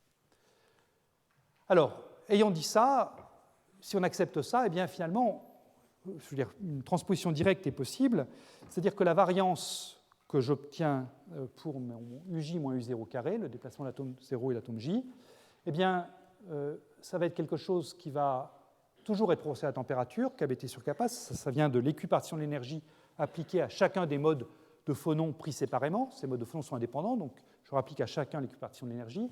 Donc je vais retrouver, comme à 1D, le kBT. Au dénominateur, je vais retrouver la raideur de mon potentiel kappa. Je vais retrouver une intégrale qui sera donc une intégrale bidimensionnelle, c'est ce que j'écrivais au tableau tout à l'heure, puisque là maintenant j'ai une somme sur Qx et Qy, donc je remplace ça par une intégrale sur dQx et dQy, c'est le d2q qui est ici. Mais l'intérieur de l'intégrale est inchangé, parce que l'intérieur de l'intégrale, ça revient toujours la même chose, c'est l'argument géométrique, trigonométrique que je vous disais tout à l'heure, qui fait apparaître ce sinus carré QRJ sur 2, divisé par Q carré, qui vient de la pulsation au carré, que j'ai linéarisé en supposant que mes phonons avaient une basse fréquence. Voilà, donc il s'agit de calculer ça. Alors là, eh bien, même motif, même punition, on va calculer cette intégrale en la coupant en morceaux. Donc de la même façon qu'on l'a fait pour le cas 1D, je considère les grands vecteurs d'onde, c'est-à-dire les Q qui sont plus grands que pi sur Rj. Pour ces grands vecteurs d'onde-là, je m'autorise à remplacer le sinus carré par 1,5. Et je vois donc apparaître 1 sur Q2. Le 1,5 est sorti de l'intégrale. J'avais un 2 sur pi2 qui est devenu un 1 sur pi2 ici. Et puis ici, j'ai un d2q. Et là, c'est un point important. Quand on est à deux dimensions et qu'on est en coordonnées polaires, le jacobien à deux dimensions, c'est 2pi fois q dq. D'accord ? Donc, ce que je vois apparaître par rapport au cas unidimensionnel, c'est une variable q supplémentaire ici, qui va évidemment m'en enlever un de ceux que j'avais au dénominateur là. Alors, quand je fais le calcul de cette intégrale, qu'est-ce que je vois ? Donc, je vois apparaître ici l'intégrale entre pi sur rj et pi sur a de dq sur q. L'intégrale de dq sur q, c'est un logarithme. Et donc, quand je prends le logarithme du rapport entre les deux bornes de l'intégrale, je vois apparaître log de Rj sur A. Le deuxième morceau de l'intégrale, dans lequel je remplace le sinus carré par son argument, au carré, donc toujours pareil, les Q2 s'éliminent ici, j'ai en plus le Q des Q qui vient de l'élément d'intégration à deux dimensions, et donc quand je fais le calcul intégral, je vois apparaître kBt sur kappa, un coefficient numérique près. Donc si vous regardez les deux membres, ils ont le même préfacteur, kBt sur kappa, ici et là, simplement lui, il a en plus ce log de Rj sur A. Alors, je m'intéresse à des atomes qui sont loin l'un de l'autre, puisque je regarde si j'ai ou non un ordre à longue portée. Donc, a priori, je prends Rj grand devant la maille du cristal petit a. Donc, Rj sur A est très grand devant 1. Et le log d'un nombre qui est très grand devant 1, bien, ce log est grand devant 1, disons. Le log croît très lentement, hein, ça, on va avoir l'occasion de le redire. Mais disons que ce log est plus grand que 1. Donc, le terme dominant, c'est essentiellement celui-ci. D'accord ? C'est celui-là par rapport à ça. Qu'est-ce qu'on peut dire de ça, donc, le bilan de ce calcul, et là encore, c'est un résultat que Peierls avait compris, c'est donc que la variance Uj-U0 croît de Uj-U0 est proportionnelle à la température et croît comme log de Rj sur A, avec une contribution dominante, toujours des vecteurs d'onde de Q de l'ordre de pi sur Rj, c'est eux qui donnent le Rj qui apparaît là. Donc, cette quantité-là, eh bien, elle va tendre vers l'infini quand Rj va tendre vers l'infini. Donc, la conclusion à laquelle Peierls est arrivé, c'est que, tout comme à une dimension, je n'ai pas d'ordre à longue portée à deux dimensions, puisque quand la distance entre l'atome 0 et l'atome J augmente, tend vers l'infini, eh bien, la variance Uj moins U0 diverge. Donc, même si je sais parfaitement où se trouve l'atome 0, je ne saurais pas, à l'échelle de la maille cristalline, où se trouve l'atome J, pourvu que j'aille chercher un atome suffisamment loin. Simplement, il faut quand même remarquer que cette divergence, elle est passée de linéaire en Rj sur A quand j'étais à 1D à logarithmique quand je passe à deux dimensions. Et certes, le log de x tend vers l'infini quand x tend vers l'infini, mais ça tend très très mollement vers l'infini. Si vous prenez un kBt sur kappa qui est de l'ordre de, je ne sais pas moi, disons a carré sur 100, hein, eh bien, si je veux que Uj moins U0 carré, que cette variance soit de l'ordre de a carré, pour dire que j'ai perdu l'ordre à longue portée, si ici j'ai un centième, il faut que le log vaille 100 pour avoir perdu l'ordre à longue portée. Et pour qu'un log vaille 100, il faut que l'intérieur du log soit égal à e puissance 100. Et puissance 100, ben, ce n'est pas la peine de vous faire un dessin, c'est une échelle astronomique, ça. Donc, on arrive tout de suite à l'idée que, certes, il n'y a pas d'ordre stricto sensu à longue portée, mais néanmoins, cette perte d'ordre, elle est quand même marginale à cause du log. On sent bien que pour des échantillons de taille finie, eh bien, on peut très bien récupérer ce qui semble être un ordre cristallin, même si, encore une fois, strictement parlé, si j'allais voir très très loin, à l'échelle du système solaire ou de la galaxie, eh bien, je pourrais perdre cet ordre à longue portée. Donc, on a une situation, à cause de cette divergence qui n'est que logarithmique, on a une situation qu'on qualifie souvent de quasi-ordre à longue portée, à cause de cette divergence seulement logarithmique. Et ces logs, eh bien, vous allez voir, ils sont récurrents en physique à deux dimensions. On va les retrouver très, très, très, très souvent. Alors, qu'en est-il à trois dimensions ? À trois dimensions, on sait que les cristaux existent. Est-ce que l'argument que j'ai fait ici, est-ce qu'effectivement, il me permet de montrer que les cristaux existent bien à trois dimensions ? Bien, la réponse est oui, et ça tient en quelques équations, compte tenu de ce qu'on a fait jusqu'à maintenant. À trois dimensions, on va refaire encore une fois le même raisonnement, c'est-à-dire qu'on va de nouveau considérer un atome 0, un atome J, on va de nouveau décomposer les oscillations de tous les atomes du cristal en mode propre, en phonons, et en revenant dans l'espace réel, eh bien, je vais écrire mon Uj moins U0 carré sous la même forme que tout à l'heure, toujours avec ce sinus carré QRJ sur 2 divisé par Q2. Simplement maintenant, au lieu d'avoir dQ ou D2Q comme à 1D ou à 2D, j'ai maintenant D3Q. Et D3Q, donc l'élément d'intégration à trois dimensions, le jacobien à trois dimensions, c'est Q2dQ fois l'intégrale sur l'angle solide. Et à cause du Q2 qui apparaît dans une intégrale tridimensionnelle, eh bien, le 1 sur Q2 que j'avais ici va s'éliminer. Donc, je n'aurai plus du tout de divergence quand je serai à trois dimensions. Et si maintenant vous calculez cette intégrale-là, c'est-à-dire vous refaites le même petit jeu que ce qu'on a fait jusqu'à maintenant, vous remplacez le sinus carré par 1,5, eh bien, vous trouvez quelque chose qui est maintenant kBt sur kappa. Il n'y a plus du tout de facteur qui vient se mettre devant, ni le Rj sur A qu'on avait à 1D, ni le log de Rj sur A qu'on avait à deux dimensions. Maintenant, vous n'avez rien. Donc vous avez simplement ici kBt sur kappa. Et là, maintenant, tout dépend de la température que vous allez prendre. Et tout dépend de la constante de raideur kappa que vous allez choisir.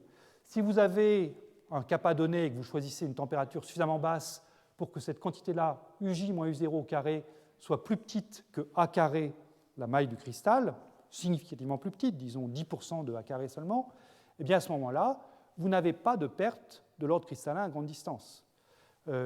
Et donc, si kT sur kappa est petit devant un carré, l'ordre cristallin peut exister même avec une portée infinie.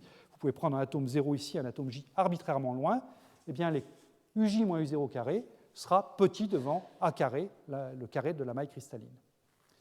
Alors, de combien petit est-ce qu'il faut que cette chose-là soit par rapport à 1 ? Là, je ne le dis pas, je vous ai donné une référence dans le texte, c'est ce qu'on appelle le critère de Lindemann.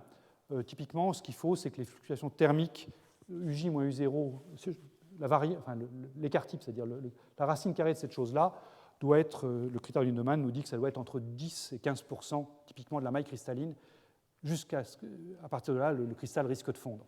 Mais disons que tant que cette chose-là est plus petite que, donc si je veux que la racine carrée soit de 10%, il faut que je prenne ça égal à 1%. Tant que cette chose-là est plus petite que 1%, eh bien mon cristal existe vraiment. Voilà. Donc, l'argument qu'on vient de faire, on l'a trouvé à une dimension, on l'a trouvé à 2D, et il se généralise aussi à 3 dimensions, et on trouve bien qu'à 3 dimensions, les cristaux existent, on est rassuré. Donc ça nous amène au théorème de Mermin-Wagner-Weinberg, qui va être une généralisation, finalement, de ce qu'on a fait ici sur le cas particulier du cristal. Le théorème de Mermin-Wagner-Weinberg s'énonce de la manière suivante. Si vous prenez un système de dimension inférieure ou égale à 2 et des interactions à courte portée, il ne peut pas y avoir de brisure spontanée d'une symétrie continue à température non nulle. Bon, ça a l'air un petit peu compliqué comme ça, mais tous les mots ont leur importance dans cet énoncé, et je voudrais donc commenter 3 points importants du théorème de Mermin-Wagner-Weinberg. Le premier, c'est que les interactions doivent être à courte portée. Si vous prenez des interactions avec une portée infinie, à ce moment-là, que vous soyez à 1D, 2D ou 3D, la théorie de champ moyen s'applique, puisque si vous voulez portée infinie, chaque atome voit en fait une influence de tout le monde, de toute l'assemblée, et à ce moment-là, eh bien, les transitions de phase ordinaires à la Landau peuvent se produire. Donc, il n'y a pas d'impossibilité de transition de phase à 1D et à 2D si vous avez une portée infinie. Donc, l'interaction à courte portée est vraiment essentielle. J'ai parlé ici de brisure spontanée d'une symétrie continue. C'est donc une transition de phase particulière où j'ai un système qui à haute température a une symétrie continue, et je me pose la question, est-ce que quand je refroidis le système, eh bien, cette symétrie continue est brisée? C'est-à-dire, est-ce que j'ai un ordre qui apparaît qui correspond à la brisure de cette symétrie continue? Cette symétrie continue, ça correspond bien au cas du cristal, puisque à haute température, j'ai un fluide, ou un liquide, ou un gaz, qui a une symétrie par invariance, par translation, une symétrie continue, et quand le cristal se forme, je brise cette symétrie continue. Si vous prenez l'exemple du ferromagnétisme, vous prenez des aimants qui bougent de manière continue dans l'espace à 3 dimensions, ils peuvent prendre n'importe quelle orientation θ-phi dans l'espace à 3D, et quand vous refroidissez, une aimantation apparaît, et elle apparaît dans une direction donnée de l'espace, donc là encore, vous brisez une symétrie continue, qui était la symétrie de rotation de ces petits aimants. Ça s'appliquera également au cas de la condensation de Bose-Einstein, où vous avez un gaz initialement chaud qui n'a pas de phase bien déterminée. Quand vous le refroidissez, vous avez une phase macroscopique qui apparaît dans votre échantillon, et cette phase, donc, c'est une variable continue entre 0 et 2π, donc là encore, vous avez une symétrie continue. En revanche, si vous prenez le modèle d'Ising, par exemple, qui consiste à prendre des moments magnétiques qui valent plus 1 ou moins 1 seulement, là, c'est une symétrie discrète. Les moments magnétiques sont soit pointent vers le haut, soit pointent vers le bas, mais ils n'ont pas n'importe quelle orientation l'espace. Et là, à ce moment-là, eh bien, vous avez une transition de phase à 2 dimensions pour le modèle d'Ising. Donc, c'est important d'avoir cet aspect symétrique continu. Et puis, dernier point, la température doit être non nulle. C'est-à-dire que si vous mettez à température nulle, là, à ce moment-là, vous pouvez avoir cette brisure de symétrie. C'est-à-dire qu'en particulier, le gaz de Bose à 2 dimensions quantiques en interaction est condensé. On aura l'occasion d'y revenir. Donc, tous les mots que j'ai mis là sont utiles. Hein. Ce n'était pas juste pour avoir une phrase qui tienne sur 3 lignes. Tous les mots sont importants. Voilà. Bien, et là j'en arrive au dernier paragraphe de ce cours, qui est finalement des illustrations de ce théorème de Mermin-Wagner-Weinberg sur les cristaux ces cristaux bidimensionnels qu'on peut mesurer au laboratoire. Et là, j'ai choisi de vous décrire des expériences récentes, en fait, au cours des 10 dernières années. Il y a eu encore une publication il y a 2 semaines par ce groupe. C'est le groupe de Maret et de Keim à Constance, qui travaillent sur des systèmes colloïdaux. C'est des expériences qui sont, je trouve, magnifiques, qui sont très jolies, qui sont faites, comme vous allez le voir, sur des petites billes. Et vous voyez ici ce qui peut apparaître dans l'état de ces billes. Donc là, c'est plutôt l'état désordonné, où vous n'avez aucun ordre à longue portée dans ces billes. Alors, comment est-ce que vous obtenez ces images-là et qu'est-ce qu'on apprend avec ces images-là? Donc, les expériences de Constance commencent de la manière suivante. Vous prenez une goutte d'eau et vous la suspendez, cette goutte d'eau. C'est-à-dire que la goutte d'eau a une interface OR vers le bas. Alors, pour ça, la goutte d'eau est mise dans un support en verre qui est ici. La gravité va vers le bas sur le dessin. Et simplement, par tension superficielle, cette goutte d'eau est mise à l'intérieur ici. Et avec un petit piston, on se débrouille pour que l'interface OR ici soit parfaitement horizontale. C'est très important que l'interface soit bien horizontale pour que les petites billes que vous allez mettre à l'intérieur ensuite n'aillent pas se mettre au fond, s'accumuler sur le ménisque de la goutte. Donc on se débrouille pour que cette chose-là soit bien horizontale. L'horizontalité se fait de manière vraiment remarquable, au micro-radian près. Ces expériences, enfin, je les ai vues il y a 2 mois, c'est des expériences qui sont faites sur des tables bien isolées acoustiquement pour ne pas avoir de perturbations. Maintenant, ce qui va cristalliser, ce n'est pas l'eau, ce sont des billes de polystyrène mises dans l'eau. C'est des billes qui ont un diamètre qui est bien sélectionné, 4,5 microns, et qui ont une densité qui est supérieure à la densité de l'eau, donc une densité de 1,5. Donc, elles vont s'accumuler au fond de l'eau, c'est-à-dire sur l'interface OR, ici. Et cette interface OR est donc parfaitement régulière. Hein. C'est l'intérêt de ne pas d'avoir une goutte d'eau suspendue, c'est que l'interface OR est parfaitement régulière. Vous n'avez pas ces petites billes de polystyrène peuvent bouger librement à cette interface, elles ne vont pas aller s'accrocher sur les défauts de l'interface, ce qui aurait pu se produire si vous avez pris une interface entre de l'eau et puis une cellule en verre, par exemple. Donc là, l'interface OR, lui, est parfaitement régulière. Donc ces petites billes peuvent bouger comme ça, librement. Et il s'agit d'induire des interactions entre ces petites billes pour créer l'ordre cristallin, éventuellement. Ce serait le potentiel U de X que je vous ai dessiné tout à l'heure, qui était minimum en X égale A, et puis qui avait une constante de raideur kappa au voisinage de son minimum. Alors en fait, ce qu'il se contente de faire à Constance, c'est de créer une interaction répulsive entre les billes. Alors pour ça, il les dope avec des nanoparticules d'oxyde de fer, et il place, selon la verticale, un grand champ magnétique. Enfin un champ magnétique variable, mais qui peut être assez important. Donc ce champ magnétique va induire un dipôle magnétique dans les billes, et les billes bougent donc dans un plan horizontal. Elles ont un dipôle magnétique qui est vertical, donc vous vous retrouvez avec des dipôles qui sont comme ça, avec un dipôle magnétique perpendiculaire à leur rayon vecteur entre 2 dipôles, donc les dipôles se repoussent. La répulsion est en 1 sur R cube, hein, c'est en mu1, mu2, mu1 scalaire mu2 sur R cube. Donc vous avez une force répulsive entre les billes. Alors s'il n'y avait pas les parois ici, les billes partiraient à l'infini, mais comme il y a des parois, les billes restent confinées. Et donc toute la question, c'est est-ce qu'elles s'ordonnent en faisant quelque chose d'ordonné ou pas à l'équipe thermodynamique.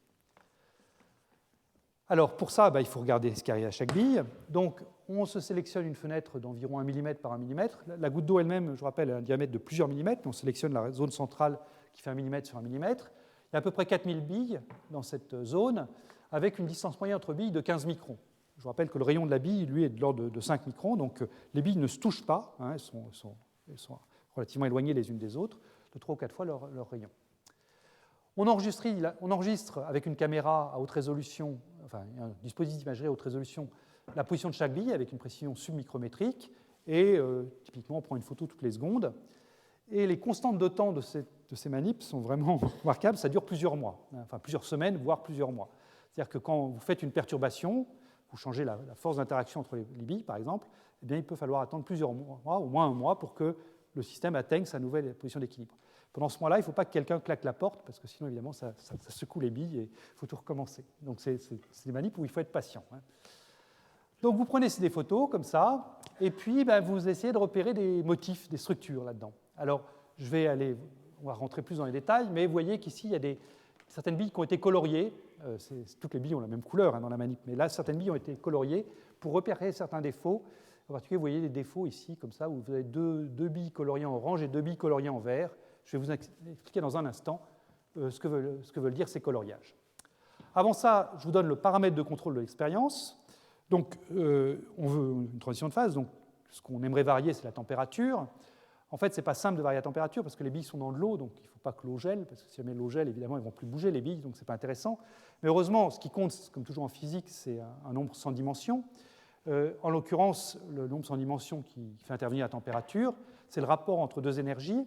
Au dénominateur, on met kBT, donc l'énergie thermique typique, et au numérateur, on met l'énergie magnétique, qui est donc l'énergie d'interaction entre mes deux dipôles magnétiques. Et ça, c'est facile à contrôler, puisque je vous ai dit que ce qu'on faisait, c'est qu'on mettait un grand champ magnétique qui induisait un dipôle magnétique dans les billes. Donc, selon la valeur de ce grand champ magnétique, le dipôle magnétique induit sera différent, et donc l'énergie d'interaction sera différente. Donc, ce qu'on varie en pratique dans l'expérience, ce n'est pas la température, mais c'est l'énergie magnétique entre les billes en variant le champ magnétique. Enfin, ce qui compte, c'est de varier ce nombre sans dimension, grand gamma. Donc, voilà ce qu'on fait, et donc, on prend, pour différentes valeurs de gamma, on prend des photos et on regarde ce qui se passe. Alors, je vais vous décrire ici sans démonstration. La démonstration, finalement, enfin, c'est toute la transition de Kosály-Saoles, donc c'est ce qui va nous occuper dans les semaines qui viennent. Mais disons que je vous donne les résultats. C'est en fait un petit peu plus compliqué que la transition de Kosály-Saoles telle qu'on va la voir pour les gaz de Bose. Ce qui se passe pour les billes, vous allez le voir, est plus riche finalement. Et la théorie de Kosály-Saoles a été complétée quelques années après. Kosály-Saoles, c'était en 1973. Ça a été complété entre 1975 et 1979 par Halperin, Nelson et Young. Donc on parle de théorie KT-HNY pour ça. C'est ce qu'on va voir, donc c'est ce que je vais vous décrire. C'est un scénario qui a donc été validé par ces expériences-là et d'autres expériences faites antérieurement. Il y a aussi eu des simulations numériques qui ont été assez controversées, mais qui maintenant, je crois, ont bien convergé. Et le scénario est donc le suivant. Donc, à température nulle, ou si vous préférez un rapport gamma infini, ici, eh bien, on obtient un cristal triangulaire parfait si on néglige les fluctuations quantiques. Mais là, on a affaire à des objets macroscopiques, donc, a priori, il n'y a pas de fluctuations quantiques. Même si Yves Couder va nous décrire tout à l'heure des expériences faites en physique macroscopique où on a l'impression qu'il y a des choses quantiques qui se passent. En tout cas, là, pour ces manipsi, à température nulle, on attend et on trouve un cristal triangulaire parfait. À très basse température, donc, ce qu'on attend, c'est les fluctuations logarithmiques à la Peierls, c'est-à-dire ce quasi-ordre transitionnel qu'on a trouvé ensemble, cette variance entre la différence UJ moins U0, qui croît logarithmiquement avec la distance entre les deux points. Alors ça, on a vu ensemble que c'était lié au phonon. Hein. Il y a également dans ces systèmes de petites billes, il y a également quelques défauts locaux qui n'ont pas d'importance sur ce comportement à longue portée. C'est un petit peu comme les paires de vortex que je vous décrivais tout à l'heure, les paires de vortex, vortex plus, vortex moins, très proches l'une de l'autre. Je vous disais que si on prenait une moyenne à gros grains, finalement, on pouvait oublier ces paires de vortex. Là, c'est un peu pareil, enfin, c'est même pareil. Il y a des défauts locaux, mais qui ne sont pas bien graves. Un défaut local, c'est représenté comme ça. Vous voyez, quand vous avez un cristal triangulaire, comme celui que j'ai dessiné, a priori, chaque site a 6 voisins. 1, 2, 3, 4, 5, 6. Mais il peut se produire qu'une liaison que j'avais entre ce site-là et ce site-là, donc un trait horizontal ici, disparaisse parce que ces deux atomes-là se sont rapprochés. Et du coup, je me retrouve avec ces atomes, celui-ci et celui-ci, qui se retrouvent plutôt avec 5 voisins, 5 et 5 ici. Et ces deux-là, du coup, ont gagné un voisin, donc 7 et 7. Donc c'est ce que j'ai écrit comme ça, un 5, 5, 7, 7. C'est un petit défaut local qui n'a pas d'importance, comme je disais, sur le quasi-ordre à longue portée, c'est-à-dire que même en présence de ces défauts, je garde cette divergence de la variance qui n'est que logarithmique avec la distance. Une chose qui n'était pas dans le traitement qu'on a fait en suivant Peierls, mais qui est bien présente ici, c'est qu'il y a un ordre orientationnel. L'ordre orientationnel, ça consiste à regarder comment sont orientés les côtés d'un triangle. Donc là, avec ce que j'ai pris ici, vous voyez, j'ai un triangle qui a un côté horizontal, et puis les deux autres côtés sont à plus ou moins 120 degrés par rapport à ça. Eh bien, si vous suivez cet ordre orientationnel, qui encore une fois n'était pas décrit dans le formalisme qu'on a fait ensemble tout à l'heure, et qui n'est pas inclus dans Mermin-Wagner, eh bien cet ordre orientationnel reste à longue portée. C'est-à-dire que si vous allez regarder très très loin par ici, hein, eh bien vous verrez que les triangles restent orientés comme ça, avec un côté horizontal et puis les deux autres à plus ou moins 120 degrés. Voilà, donc c'est quelque chose qui vient en plus de ce quasi-ordre translationnel qui, lui, est bien décrit par Mermin-Wagner. Je réchauffe mon système, ou si vous préférez, je baisse l'énergie magnétique, donc je baisse le paramètre gamma m, et pour une valeur bien précise du paramètre gamma m, en l'occurrence de l'ordre de 70, eh bien, on voit apparaître une transition de phase que vous pouvez voir comme un équivalent de ce que je vous ai dit tout à l'heure quand je vous parlais des vortex plus et moins qui s'écartaient, qu'on retrouvera dans les cours prochains. Eh bien là, ce qui se passe, c'est que les défauts que j'avais tout à l'heure, qui étaient finalement un quadruplet 7-7-5-5, eh bien ces quadruplets se dissocient. J'ai un doublet 7-5 qui part d'un côté, un doublet 7-5 qui part de l'autre. Donc je me retrouve avec des doublets 7-5. Et un doublet 7-5, eh bien, voilà un exemple ici d'un défaut de ce type-là, où vous avez ici donc, un site qui a 7 voisins et un site qui en a 5. Et si vous regardez bien cette figure, eh bien, cette figure-là, ça correspond à l'ajout d'une demi-ligne d'atomes. Alors, je ne sais pas si ça vous saute aux yeux, mais si ça ne vous saute pas aux yeux, voilà quelque chose qui peut vous aider.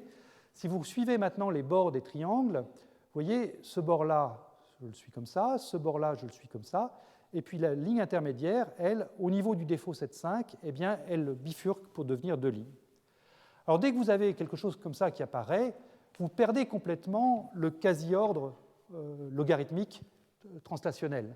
Et ça se comprend assez aisément, parce que dès que ces choses-là peuvent apparaître, eh bien, la distance entre deux atomes, l'atome 0 et l'atome J, va être très, très sévèrement affectée. C'est-à-dire que si je prends la distance entre cet atome-ci et cet atome-là, si je ne me trompe pas, il y a 6 segments, 1, 2, 3, 4, 5, 6.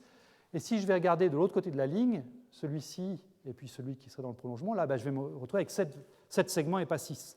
Donc le fait de pouvoir ajouter et enlever de manière aléatoire des demi-lignes comme ça d'atomes dans mon système, ça va complètement me brouiller le quasi-ordre à longue portée, et du coup, je perds complètement ce logarithme que je remplace par quelque chose qui est beaucoup plus violent. Donc, on perd, quand on voit ça, le quasi-ordre translationnel. Et ça, c'est vraiment le mécanisme de Kosterlitz-Thouless qui est à l'œuvre. C'est partant de défauts qui, a priori, étaient appariés, qui étaient ces quadruplés 7,5, 7,5, eh bien, en les dissociant, vous voyez que je fais subir quelque chose de violent à mon système, et ce qui n'était pas trop méchant, qui était ce quasi-ordre, cette croissance logarithmique de la variance UJ-U0, eh bien, va devenir beaucoup plus tragique du fait de ces fluctuations liées aux demi-lignes que j'ajoute. Alors, l'ordre rotationnel subsiste, ou en tout cas il devient un quasi-ordre, c'est-à-dire que même quand vous mettez une demi-ligne comme ça, vous voyez que finalement je ne perds pas complètement l'orientation des triangles. Si je vais me mettre loin ici, je récupérerai des triangles qui seront à peu près avec un côté horizontal, de la même façon que je l'ai ici. Donc on garde un quasi-ordre, et cette phase qui a donc été découverte à l'occasion de ces études KT-HNY est appelée phase hexatique. Et puis si vous allez en température encore plus élevée, ou si vous préférez un paramètre gamma plus faible encore, donc la première transition est aux alentours de 70, et aux alentours de 67, vous avez encore une autre transition, où là, cette fois-ci, les paires qui me restaient, les paires 7-5 qui me restaient, se dissocient. Vous vous retrouvez avec un défaut de type 7 et un défaut de type 5, donc un atome isolé qui a 7 voisins, un autre atome isolé qui a 5 voisins, et ça, eh bien, c'est ce que vous voyez ici.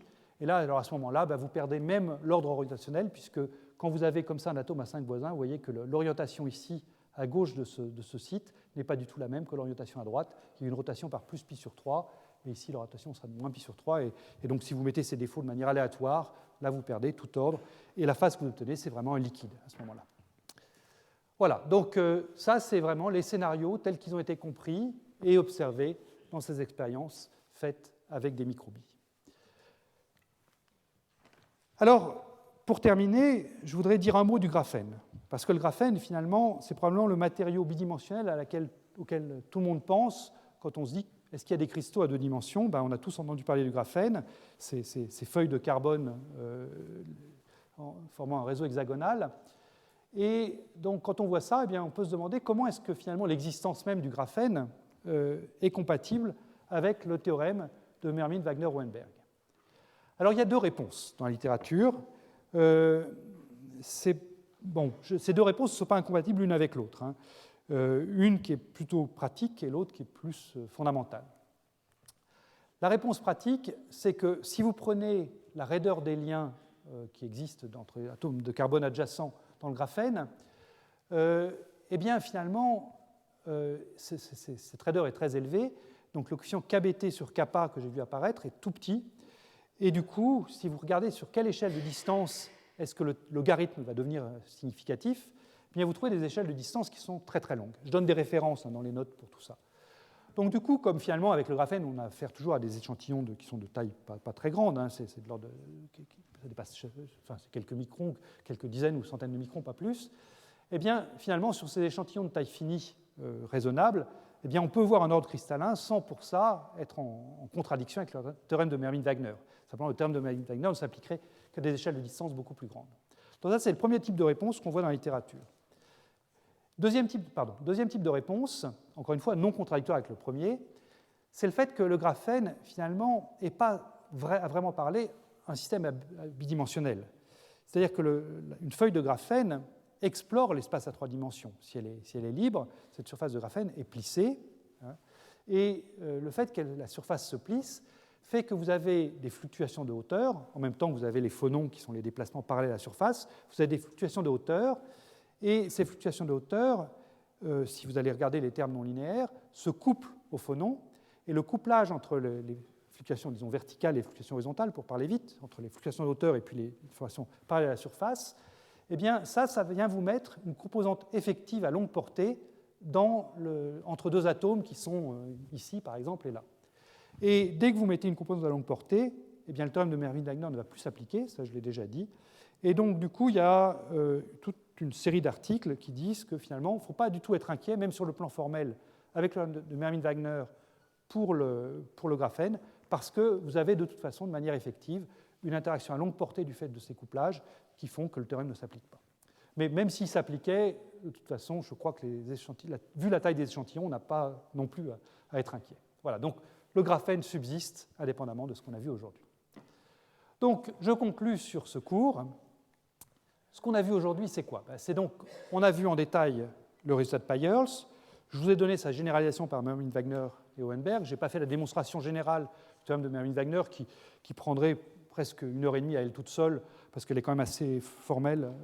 C'est des maths pas simples. J'ai donné des références dans les notes, mais disons que une fois qu'on a compris comment ça se passait pour les phonons dans un cristal, je dirais, on a eu l'essentiel de la physique.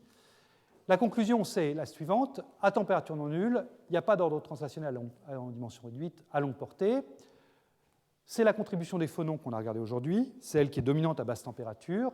Et ce qu'elle nous donne, cette contribution des phonons, c'est donc une décroissance rapide des corrélations linéaires en distance à une dimension, une décroissance lente des corrélations logarithmiques à deux dimensions. Et on parle de quasi-ordre. À plus haute température, là je n'ai rien dit, enfin j'ai énoncé ce que Kossais-Saoulès avait proposé, mais c'est ce qui va nous occuper dans tous les cours de cette année. Mais on a vu sur les expériences faites à Constance, sur ces cristaux à deux dimensions, que ce qui se passait, c'est qu'on avait des dissociations de défauts locaux qui, dans les cristaux, étaient du type 7, 7, 5, 5. Et une fois dissociés, eh bien, ces défauts détruisent complètement l'ordre translationnel. C'est-à-dire que le log qui est là est remplacé par quelque chose qui va diverger beaucoup plus vite. Une chose que je n'ai pas abordée, c'est fait dans les notes que vous avez à votre disposition, mais qui jouera un rôle, probablement Thierry Giamarchi reviendra là-dessus en détail dans son séminaire, c'est ce qui se passe à température nulle dans le cas quantique. Alors à température nulle dans le cas classique, ben là c'est simple, hein. À température nulle dans le cas classique, je mets tous mes atomes à une distance A, que je sois à 1D, 2D ou 3D. Si maintenant je suis dans le cas quantique, c'est-à-dire si je traite quantiquement le mouvement des atomes, j'aurai même à température nulle des fluctuations quantiques, et c'est assez intéressant de regarder ces fluctuations quantiques. Le formalisme est exactement le même que celui qu'on a vu, simplement partout où vous aviez KT, ben, il faut remplacer ça par H bar fois quelque chose pour être à température nulle quantiquement. Et en particulier, ce qu'on voit à 1D à température nulle, eh bien, c'est la chose suivante. C'est que la variance qui est ici, qui à température non nulle divergeait linéairement avec la distance, eh bien, elle ne diverge plus que logarithmiquement, avec un préfacteur qui fait donc intervenir la constante de Planck h bar sur m oméga. Encore une fois, je me suis mis à température nulle. Oméga, c'est racine de kappa sur m, où kappa est la raideur. Donc là, on entrevoit un résultat qui est un résultat remarquable. Encore une fois, Thierry Djamarki probablement reviendra dessus. Peut-être qu'Isabelle aussi en parlera. Isabelle Bouchot en parlera dans son séminaire sur les gaz 1D. C'est un résultat qui finalement fait un lien entre un système quantique en dimension D à température nulle et un système classique en dimension D plus 1 à température non nulle. Donc le système quantique A1D à température nulle a finalement un comportement très voisin du système classique A2D à température non nulle. Vous avez la même loi logarithmique. Alors ce n'est pas un théorème au sens strict du terme, mais c'est néanmoins une équivalence profonde entre ces deux types de systèmes. Et là encore, je donne dans les notes écrites une référence vers un article qui essaie de formaliser ça, au moins sur certaines classes de systèmes, cette équivalence T égale 0 dimension D, T est différent de 0 en dimension D plus 1. Voilà, donc je vais m'arrêter ici pour aujourd'hui. Dès la semaine prochaine, on va entamer vraiment ce qui se passe pour un gaz de Bose en dimension 2. Donc, on verra d'abord le gaz parfait, puis le gaz en interaction et le mécanisme de Kosterlitz-Towless. Et je vous rappelle le séminaire, donc, d'ici un quart d'heure, enfin, on commencera à 11h15, le séminaire d'Yves Couder sur cette dualité onde-particule à échelle macroscopique. Je vous remercie pour votre attention.